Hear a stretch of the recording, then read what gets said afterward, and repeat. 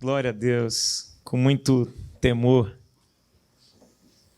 eu estou nessa posição hoje.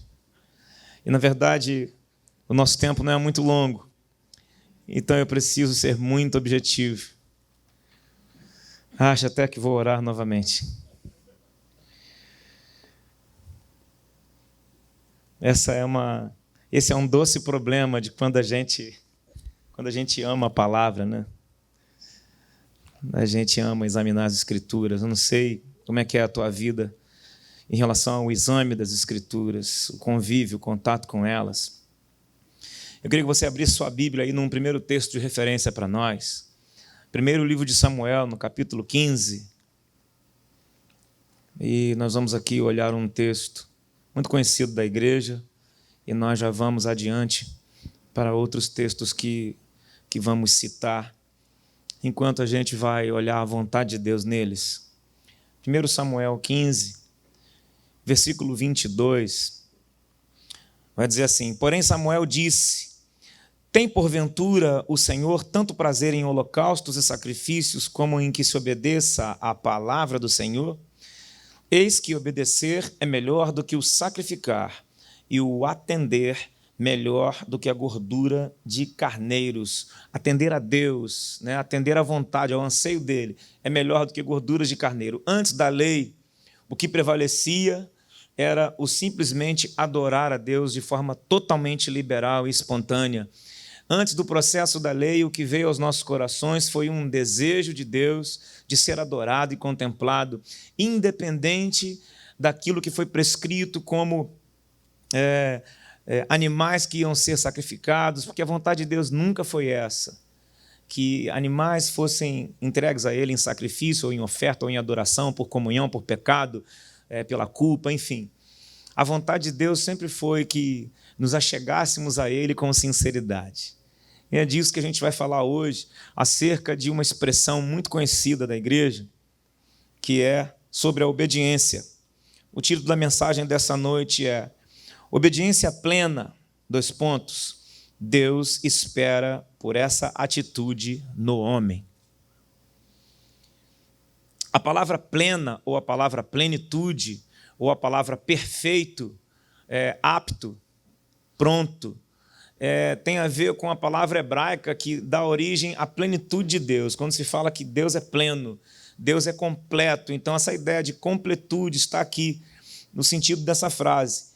Obediência plena. O que é obediência plena? Nós queremos que a gente possa refletir nessa mensagem, que Deus espera de nós uma obediência irrevogável, né? Uma obediência que não se perca, que não seja influenciada a ninguém a se perder, né? Que nós tenhamos total foco na Escritura e total obediência a elas. Vamos entender aqui algumas coisas, olhando alguns textos. Eu separei aqui, para a nossa meditação. A gente tem visto que os homens, assim, de forma introdutória, quero falar, nós homens, eu me incluo, inclusive nesse processo de construção, de reconstrução e também de cura, porque experimentei uma vida devastada, né, pelo pecado. Mas, na verdade, quando o sangue de Jesus chega e, inclusive, a sua palavra é manifesta em nós e ela é pregada, ela é proclamada sobre nós através dos anjos de Deus, os homens, né, escolhidos, os ungidos de Deus, escolhidos para que sejam os ministradores da mensagem, essa palavra vai encontrando lugar em nós e vai acontecendo a poda, vai acontecendo o ensino segundo a justiça de Deus, vai acontecendo o enxerto. E a partir do momento em que acontece o enxerto da mensagem, o Espírito Santo de Deus tem a oportunidade de fazer o seu trabalho. O Espírito Santo de Deus trabalha com a ferramenta da palavra. Sem a palavra, não tem como a gente atingir esta tal obediência plena. A gente precisa da palavra de Deus, da mensagem, da Escritura, do Evangelho. A gente precisa dos mandamentos do Senhor, o entendimento sobre isso. A gente precisa assimilar essa palavra para que isso gere a obediência necessária para que a gente desfrute da vontade de Deus. Na verdade, tudo isso é para cumprir o próprio propósito de Deus de ser glorificado. Escutei um aleluia porque alguém entendeu mesmo. É porque não há nada que acontece nessa relação da palavra conosco e do Espírito conosco que não tenha o principal objetivo de mostrar a glória de Deus na terra. É tudo para que Ele seja engrandecido e glorificado através de nós. Então, eu queria que você anotasse essa frase aí. Obediência plena. Deus espera por essa atitude no homem. Primeiro ponto, número 1. Para implantar o verdadeiro amor no coração do homem, bem como manifestar o grande amor do Pai nele.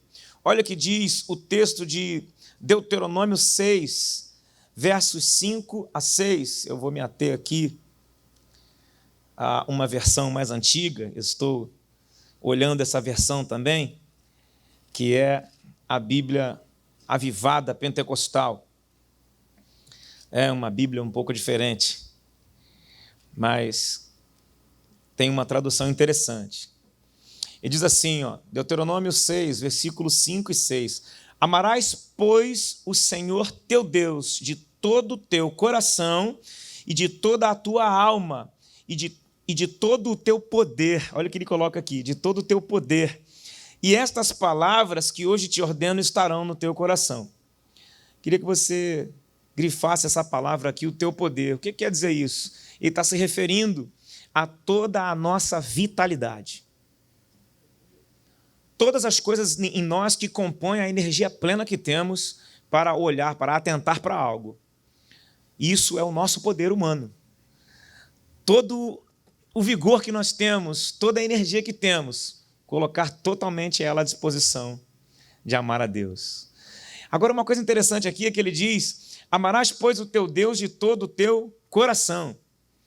Ele coloca o coração em primeiro. Por quê? Porque Deus sabe que as nossas emoções são a primeira porta.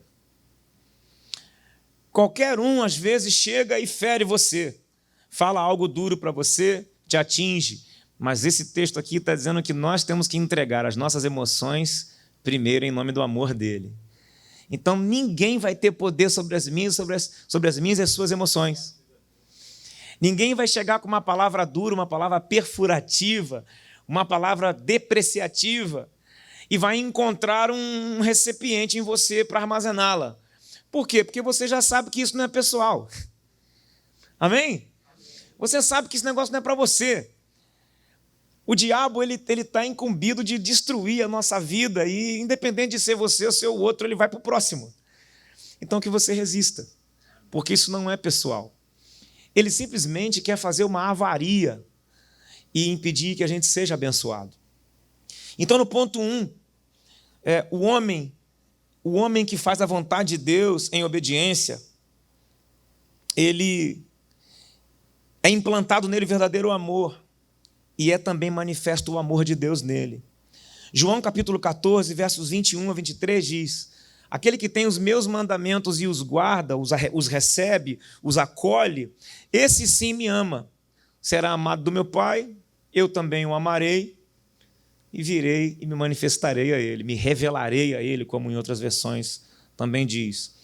Me manifestarei, me revelarei. A gente sai do nível de onipresença para o nível de presença manifesta. São coisas diferentes. Não estamos retratando aqui a onipresença de Deus, que é Deus presente em tudo. Por quê? Porque Deus não mora em nenhum lugar. Deus não é aquele que você chama, ele vai vir de algum lugar para falar contigo ou para te ouvir. Deus é aquele que tudo que existe habita dentro dele. Porque ele é o próprio universo. Ele é o próprio infinito. Ele é o próprio é. Ele é o sou. Ele é o Deus que é, o Deus que está. Não é um Deus que você chama e ele vem de algum lugar. Então nós cremos num Deus que está o tempo todo presente.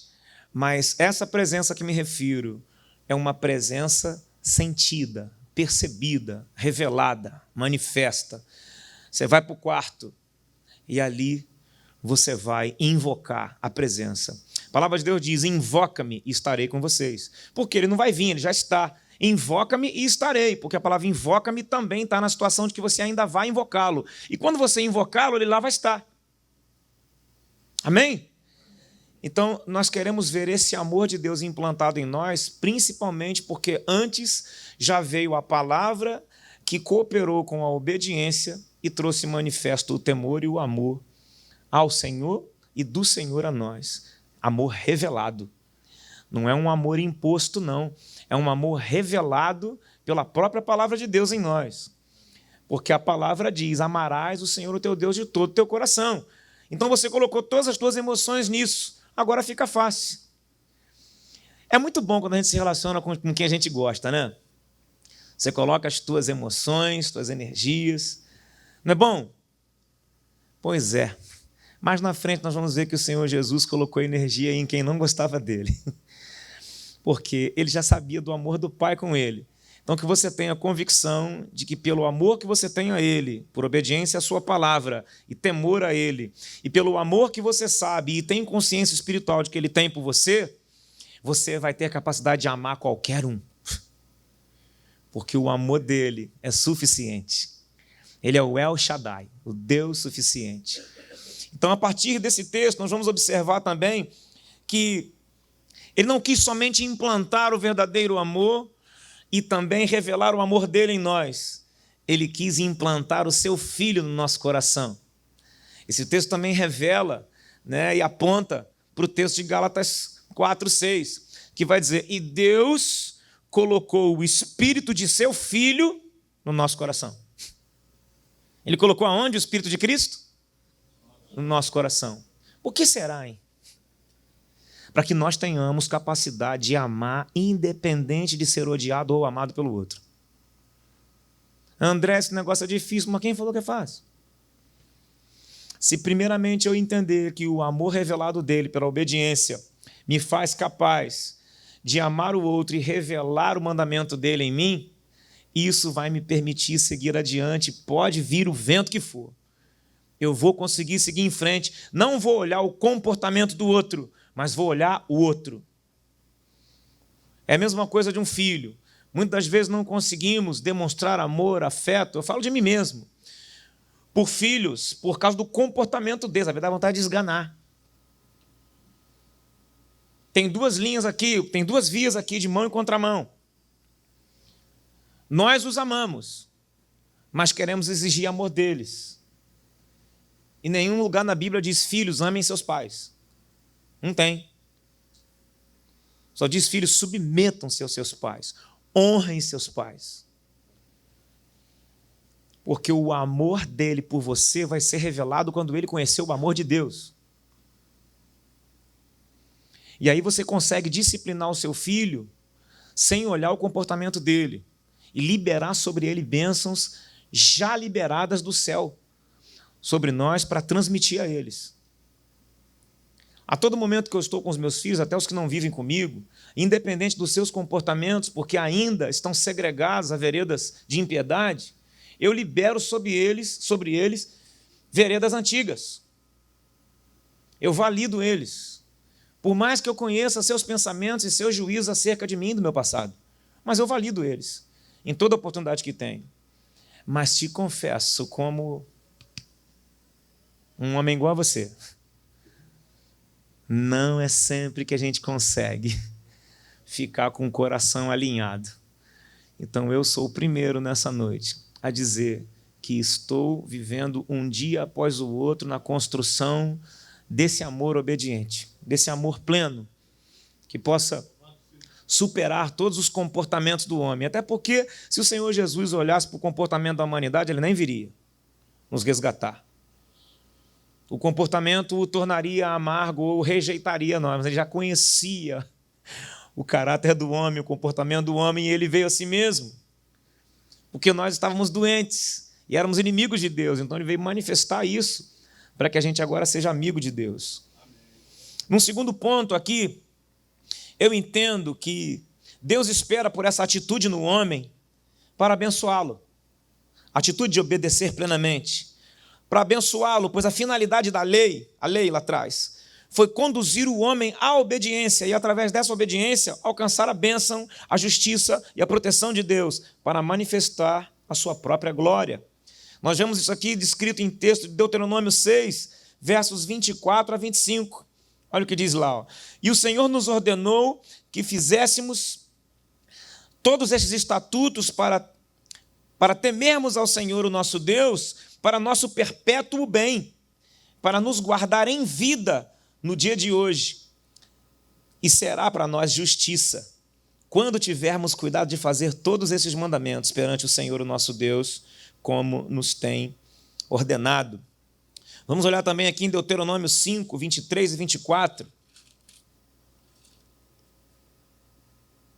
E sucedeu que, ouvindo a voz do meio das trevas e vendo o monte ardente em fogo, vos achegastes a mim, todos os cabeças das vossas tribos e os vossos anciãos. E dissestes: eis aqui o Senhor, o nosso Deus, nos fez ver a sua glória e a sua grandeza, e ouvimos a sua voz do meio do fogo. Hoje vimos que Deus fala com o homem e que o homem fica vivo após isso. Deus está querendo se relacionar conosco, principalmente para mostrar a sua glória e a sua grandeza. E se nós entendermos que tudo em nós o glorifica, a gente começa a andar nesse lugar de obediência plena. Um outro texto também que eu gosto muito, Jeremias 7, 23. E aqui eu vou me lançar da nova MVI. Jeremias 7, 23. Oh, coisa linda de Deus. Você ama folhear a Bíblia? Eu sou apaixonado por isso. Deles, entretanto, esta ordem: obedeçam-me, e eu serei o seu Deus, e vocês serão o meu povo. Vocês andarão em todo o caminho que eu ordenar, para que tudo vá bem a vocês. A palavra bem aqui, né, é ban, que outra palavra combinada lá no hebraico com barar, né, que são a palavra que significa abençoar ou a bênção de Deus. Abençoar não é como a gente vê normalmente. A palavra abençoar, vou ler para você aqui uma definição da intenção real dela no hebraico, a coisa mais linda, mais tremenda. Pesquisando sobre essa palavra, para ver o original, coisa linda de Deus que significa isso. Olha só o que significa. Sentido hebraico dessa palavra, abençoar, é conceder poder a alguém para alcançar prosperidade, longevidade, fecundidade, obter sucesso e muitos frutos. O conceito de multiplicação está embutido também nestes termos. E a gente trata da palavra abençoar como algo banal, como algo pontual somente. Mas a palavra abençoar tem a ver com uma multidão de benefícios que vem da parte de Deus para nós e para os nossos filhos. Por que você diz isso, André? Vamos examinar aqui um terceiro ponto. A obediência plena.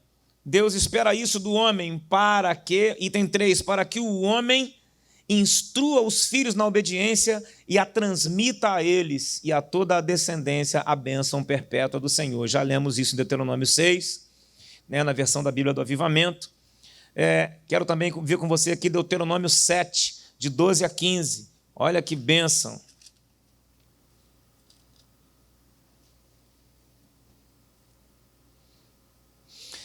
Será, pois, que se ouvindo estes juízos os guardares e fizerdes, o Senhor teu Deus te guardará o conserto e a beneficência que jurou a teus pais? Já estamos falando aqui de algo geracional. E amar-te-á e abençoar-te-á e fará multiplicar e abençoará o fruto do teu ventre e o fruto da tua terra, o teu cereal, teu mosto, teu azeite, a criação das tuas vacas e o rebanho, todo o teu gado miúdo na terra que jurou a teus pais dar-te. Nós estamos falando aqui de uma bênção que ela é transmitida pela sua descendência. Se você ama a Deus, obedece seus mandamentos, você é transmitido diretamente para esse lugar de bênção e não tem como as coisas darem errado. Todos os filhos, netos serão abençoados. André, eu vejo que tem sempre um problema na minha família, alguma coisa que não está certa, não está ajustada. Que venha a revelação de Deus para que você venha impor mãos, liberar palavras de bênção, amar essa pessoa, dizer o quanto ela é importante, dizer o quanto ela é esperada, o quanto ela foi aguardada pelos seus pais e o quanto a vida dela é importante. Qualquer um, seja adulto, idoso, criança, menino, menina, libere esta palavra para que quebre paradigmas antigos e libere sobre essa pessoa um novo sentimento, um novo status quo de alma, de emoções, para que essa pessoa entenda que agora ela tem sim direito à vida.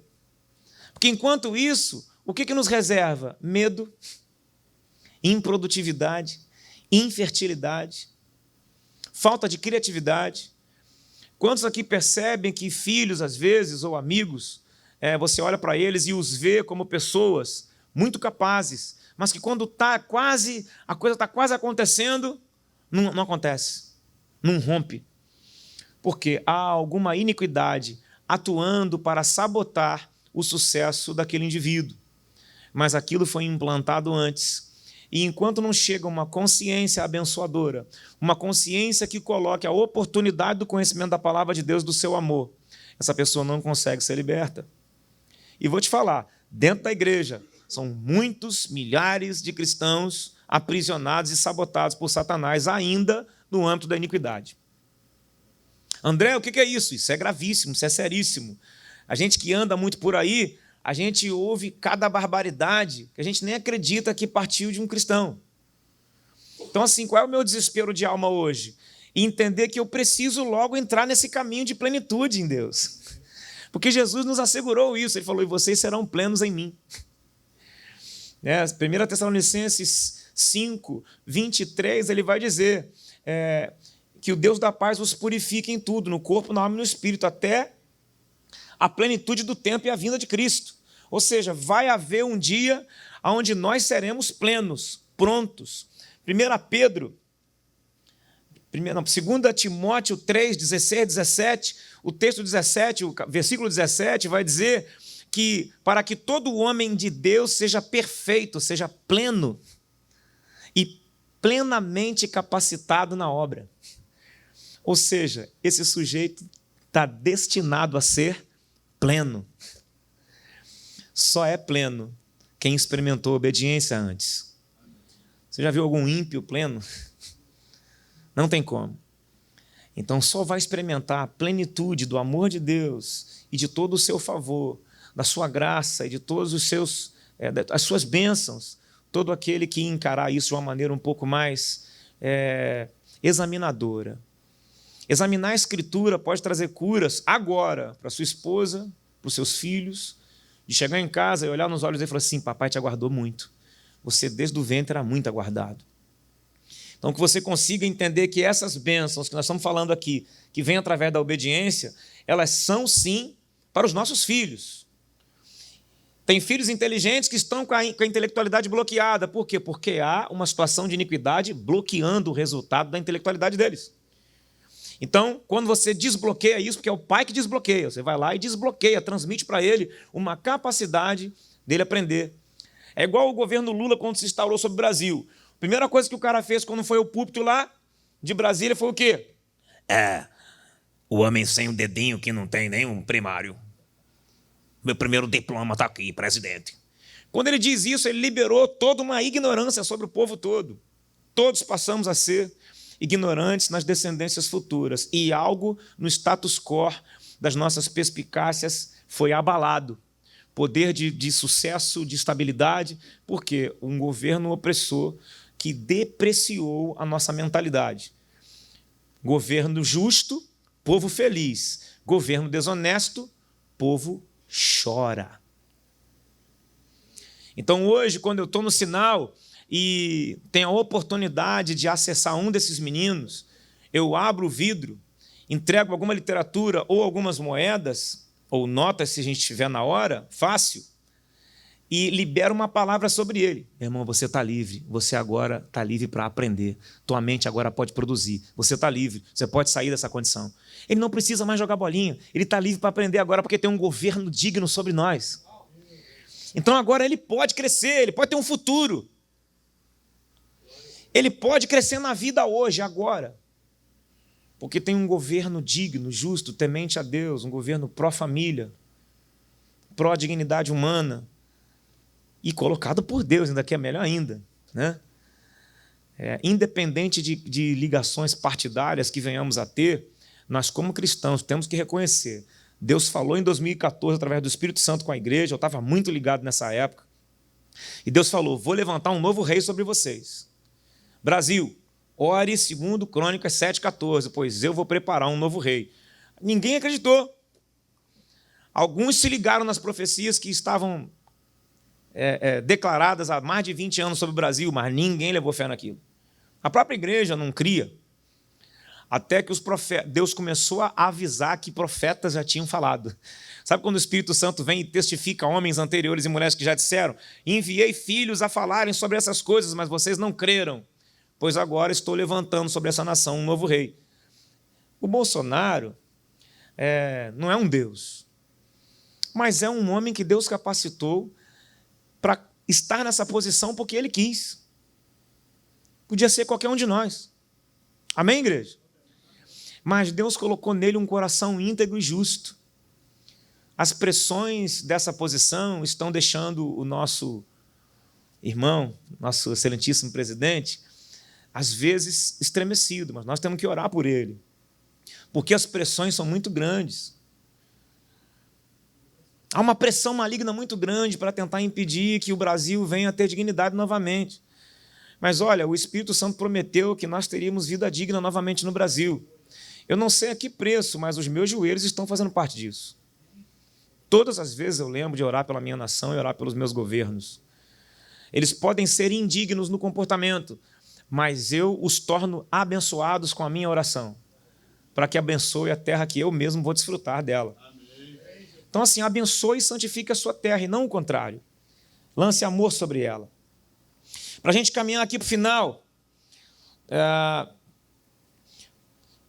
item 4, para nos conduzir como homens a receber o Espírito Santo de Deus. Então, toda essa ferramenta, mandamento, prescrições, estatutos, decretos, lei, foi com o intuito de nos trazer para Ele e nos preparar para a implantação do seu Espírito. Olha o que diz em Atos, capítulo 29, Atos 5, capítulo 30, versículo 32.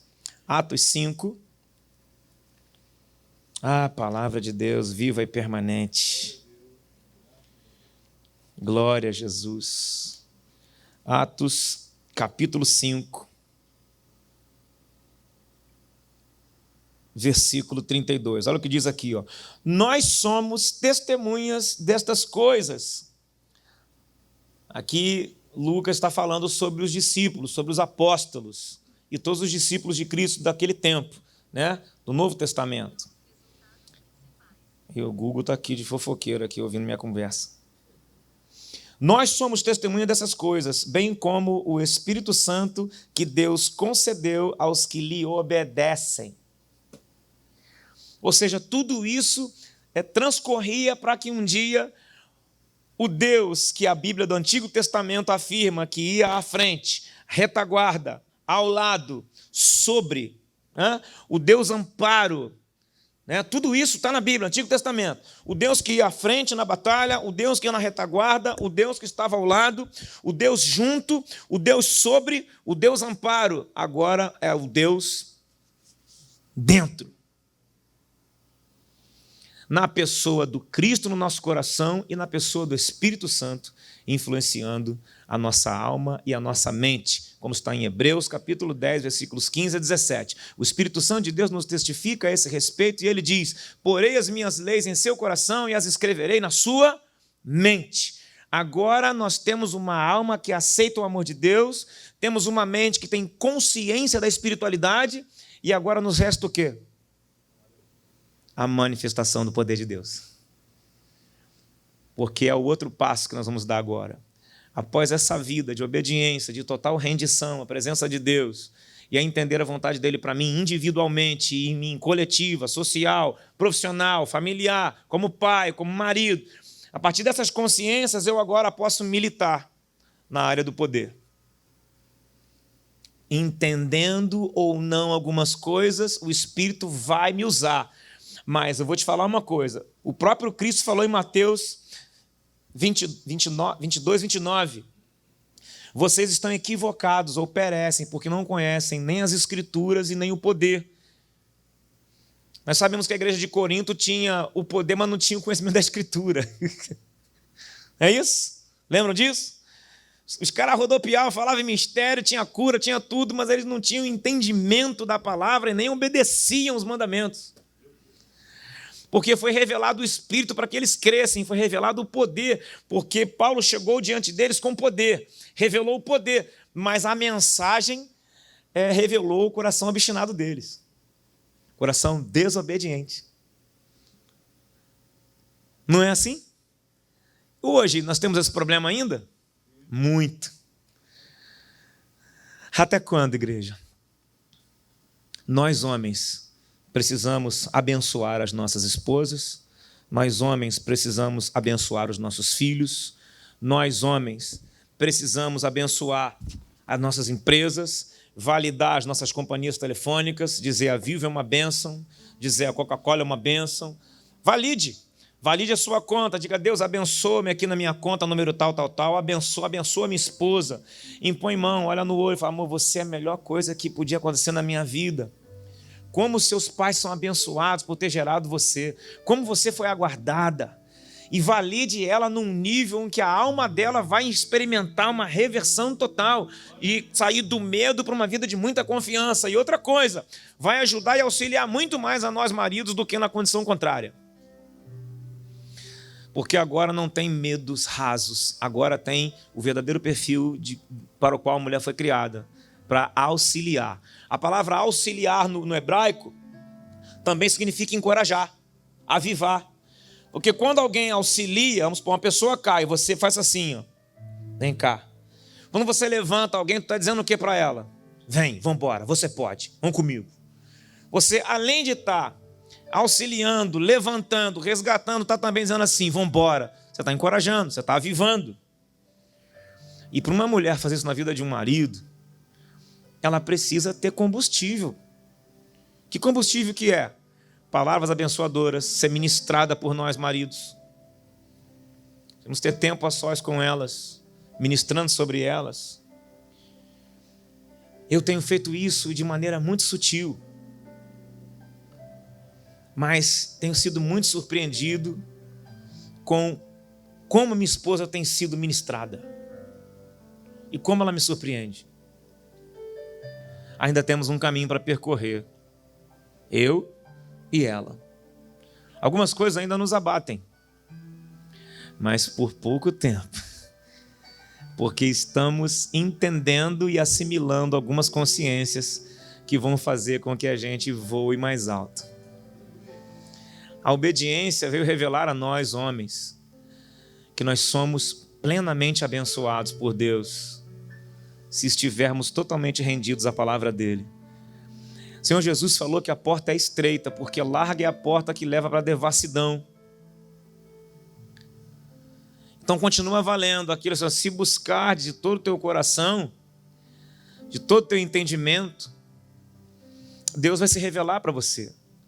Está tudo valendo, mas parece que a gente não pode pregar um texto batido, porque todo mundo fala isso aí, mas se você for olhar o verdadeiro sentido e o sentimento eterno que está sendo empregado de alto para baixo, você assimilaria essa bênção e viveria mais em paz. Aí pega lá o livro de Filipenses, né? A carta de Paulo a Filipenses, onde ele fala para não ficar ansioso, mas o que a gente mais fica é ansioso. Aí Pedro fala, não andeis preocupados, mas coloca tudo diante dele com súplicas, lágrimas. É exatamente disso que a gente está falando. Nós vamos nos expor na presença dele, mas crendo que ele é Deus galardoador daqueles que o amam e o temem. Que o nosso Deus não é um Deus carrasco, punitivo, vingativo, vingador dos seus filhos, sim, vingativo não, porque Deus é bom. Não nos enganemos com expressões do tipo, foi a vontade de Deus, foi a vontade de Deus. Não.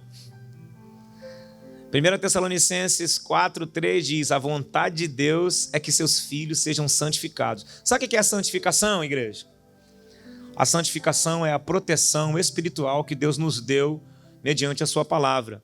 Se nós andarmos na obediência, nós vamos ser separados, Ele será o nosso Deus, nós seremos os filhos dele, e esse processo vai nos santificar através da sua palavra, e isso nos servirá como proteção diante de quem?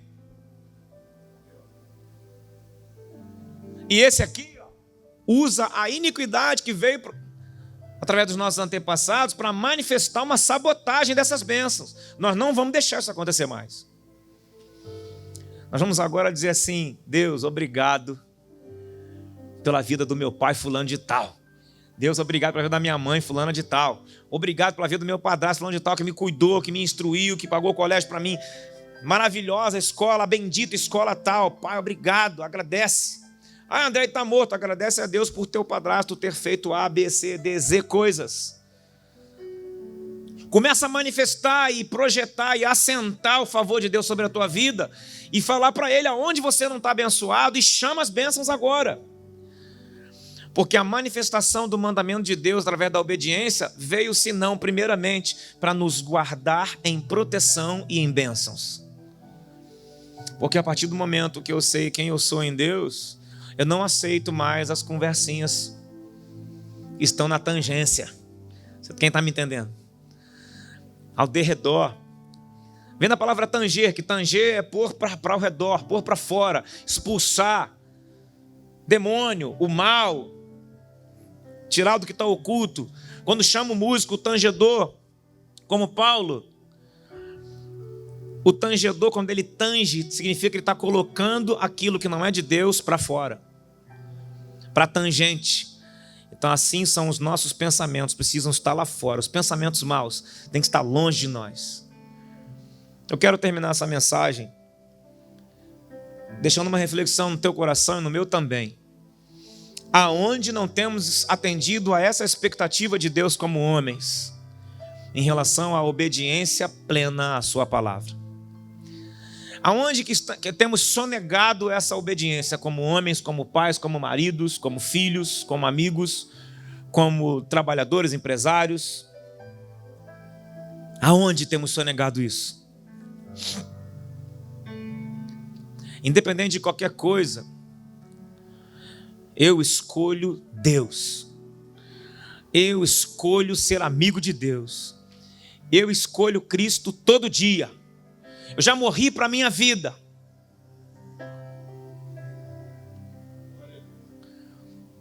E agora eu escolho ser amigo de Deus. Senhor, eu nasci para te chamar de Deus. Eu nasci para te chamar de Pai e andar do seu lado. Senhor, desde o ventre da minha mãe, eu sou povo exclusivo teu. Eu sou abençoado se vivo obediente. Olha isso, ó. Mas todo dia o pecado vem, me chama. Todo dia vem as tentações, me chamam. Todo dia as propostas vêm, me chamam. Todo dia o pecado vem, mas eu escolho Deus. Eu escolho ser amigo de Deus. Eu escolho Cristo todo dia. Já morri para minha vida, agora eu vivo a vida de Deus. Mas eu escolho Deus. Eu escolho ser amigo de Deus. Eu escolho Cristo todo dia. Já morri para minha vida, agora eu vivo. Eu escolho obedecer a Deus, mas eu escolho Deus. Eu escolho ser amigo de Deus. Deus. Eu escolho Cristo todo dia. Já morri pra minha vida e agora eu vivo a vida de Deus.